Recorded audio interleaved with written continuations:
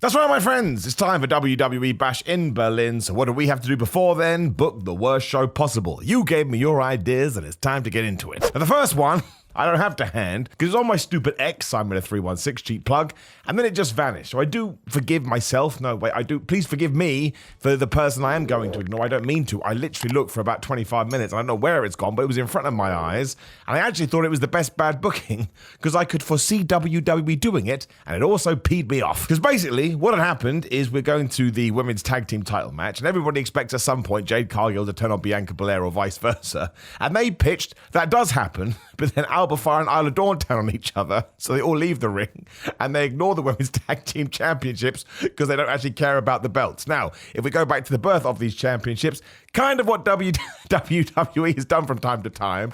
So I was actually round of applauding this tweet, and then again, it just absolutely vanished, which totally sucks. But I can foresee somebody in WWE, probably not now, but back in the day, being like, man, we don't need to care about the championships. Let's just do swerves. But honestly, this is why I do not want the breakup just yet. I do think Jade and Bianca should build into a program that probably culminates at WrestleMania. But before then, please, for the love of everything, have people care about these titles. Because I'm an old man and I can't take it anymore. They need some love. Stop treating them like orphan child. Otherwise, we do move to Ryan. Thank you very much, Ryan, who says Gunther loses his World Heavyweight Championship via finger poke of doom, then pulls up a chair in the middle of the ring and sings My Way by Frank Sinatra. Now, the reason this one made me laugh so much is it isn't entirely different to what Drew McIntyre did after Clash at the Castle 1, right? He technically didn't lose his title, but he lost his opportunity after he got screwed by the Bloodline. And what did he choose to do? Get in the ring and sing Bye Bye Miss American Pie with Tyson Fury.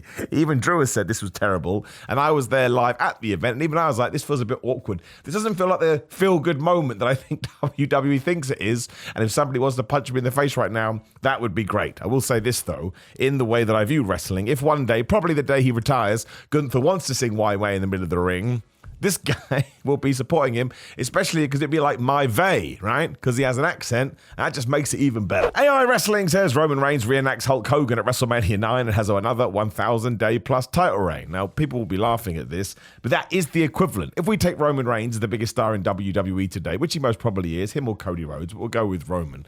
Back at WrestleMania 9, Bret Hart had lost to Yokozuna after Mr. Fuji had thrown the salts in the Hitman's eyes so Yokozuna could retain that title. And then what did we do? Hulk Hogan came to the ring. We didn't even challenge him. Yokozuna and Mr. Fuji challenged Hulk Hogan for some reason. He drops the leg, 1, 2, 3. So that actually what this would be like. You could do it in the Cody match, you could do it in the Gunther match, but just imagine that right now. Let's go with Cody Rhodes because, let's go with Gunther because he's technically the heel, even though he wouldn't be the heel probably at this show because it's hometown, right? Or his fake hometown. Let's say that Gunther is just, I don't know, dropped Randy Orton with a powerbomb, the figure four, the Boston Crab, whatever it may be. Randy Orton is tapped out when, it's just unbelievable, Roman Reigns comes out and just beats Gunther. Now, actually, this day and age, Roman Reigns is so over, it would probably be okay. Hulk Hogan was kind of on a downward trend, hence why he went to WCW. But it would still irk a lot of people, and rightfully so. So let's not pretend that's completely off the table. It may very well happen. And I'd tell you this for free. You don't have to pay for this little tidbit. I don't want it. Sam Ferry says Dominik Mysterio turns triple heel, turns his back on Liv Morgan, and walks out of the arena with his arm around Carlito. I would not mind that at all. I would love the rekindling or the refirming or even the start of a relationship between Carla and Dominik Mysterio. But turning triple heel, man, listen, when I said that Dominik could turn double heel, people went, meh, meh, meh, and they made a fuss. But he did. He was a heel. I don't care whether he was with Rhea Ripley or not. Dominik Mysterio has never been a babyface ever since he became Dirty Dom, that he betrayed Rhea Ripley and went with Liv Morgan. And actually, I don't think you're that far off. I don't think you'll walk arm in arm away with Carlito. But down the line, do I think Dominik Mysterio will screw over Liv Morgan in order to cement himself as the worst person on the planet? Yes, because I think Liv Morgan will go babyface before Dominik Mysterio goes babyface. So that very well could happen. So we all need to strap ourselves in and feel the G's.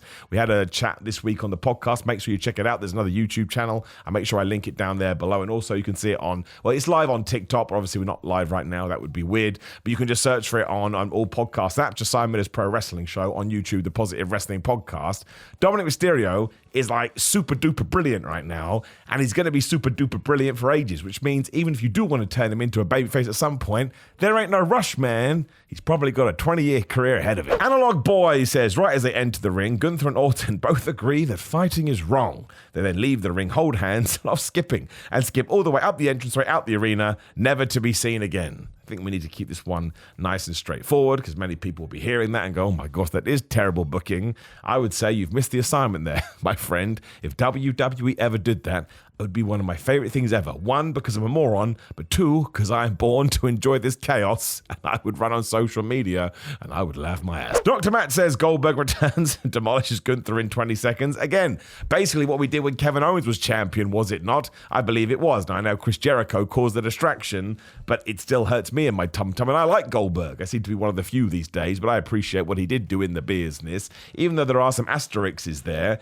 But, you know, it would be like him taking on a Gunther. Kevin Owens was established as a bit of a bully, a bit of rough and tough dude, and he'd walk in and just absolutely kill him. Nobody wants that. That would suck. Goldberg shouldn't want that. Goldberg should have the wherewithal to go, man, that's the last thing that we want to do. This is why we have to be worried. I know it is a new regime, but you can never forget about the past, otherwise we are doomed to repeat it. Damien says Damien turns on Rhea and rejoins the Judgment Day, reconciling with Finn, realizing he was being a prick. Now, that's probably the worst one so far, because you could do that, absolutely, and people would be annoyed. And not in the correct way annoyed, because people like the Terrible Twins or the Terror Twins, whatever they're called, me especially. I think they're wonderful. And when they're on the cusp of becoming the huge stars that they are, like they're mega over baby faces right now, the last thing you want to do is flush that down the toilet. And this would also mean that Dominik Mysterio and Liv Morgan wins. And yeah, you'd have to have a shot on Raw of Damien just walking into the Judgment Day locker room going, my bad, I didn't mean it. And then be subservient to him as some kind of a punishment. Right, so Damien, you are correct. This would be terrible. Once again, I kind of want to see it. Robert says, after a long and bloody battle, CM Punk defeats Drew McIntyre to reclaim the bracelet. I love the obsession with the bracelet. Only for Tiffany Stratton to come to the ring, hit him with her Money in the Bank briefcase, cash in, and take the bracelet for herself. Once again, Rob, you weren't listening. I said worst booking ideas. This would make me so damn happy because the bracelet actually ties into Tiffany Stratton's character, and it would beg the question, what the hell did the contract say? I thought the contract was meant to be a title shot of your choosing. Then all of a sudden it's like jewelry. You want some jewelry? You want some accessories? You can go and win the accessory of choice. Oh my gosh. We have to do that. Imagine how great that would be. You could bring the Ulafala into it, whatever the hell it's called, and say, I want to challenge Roman Reigns for his Ulafala. Then Solo Sikoa would turn up and say, no, you can't take that Ulafala. And then you could get involved in a bloodline feud just by cashing in your briefcase. Now listen, a lot of people say the briefcase is a bit long in the tooth these days. Robert, my man, you have just figured it out. Dan Balor had a good one. He said anything involving Shane McMahon. Dan, I don't think you have to worry about that because he may be going to AEW. And Ramses has kept it very topical. MGK cost Randy Orton. Because, of course, this ties into the back and forth war where MGK, Machine Gun Kelly, said that he went up to Randy Orton at SummerSlam and told him to flub off, and then Randy Orton did the Pinocchio emoji on Twitter. Now, listen, I don't know these two people, but going what I do know of them in the public sphere, I'd have to imagine if you walked up to Randy Orton as an outsider in his world and swore at him, he'd probably punch you in the face. And again, just being an innocent bystander, he'd probably be totally justified too. I went with Christopher Lee, because honestly, he is stirring this pot. He says, anything to do with the stupid bracelet in the Punk match, because as a Punk fan,